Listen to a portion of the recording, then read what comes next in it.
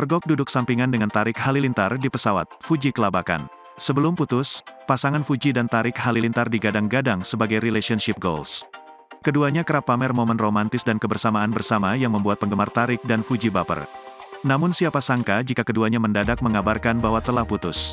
Kini keduanya jadi bahan perbincangan saat ketangkap basah tengah bersama.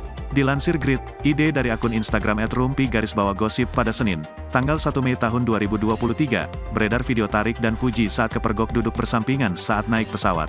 Fuji tampak bersembunyi di bawah dan menutup wajahnya dengan tangan saat direkam. Sementara Tarik Halilintar terlihat senyum-senyum tipis. "Fuji kemana? Kenapa sih lo bisa sembunyi?" ujar Sarah sosok perekam momen Fuji dan Tarik. Netizen pun memberikan komentar atas unggahan ini. "Bisa jadi putusnya beneran terus sekarang mereka balikan. Yang penting dua-duanya nyaman, kok pada repot sih tagar gotofu. Semoga balikan," komentar netizen.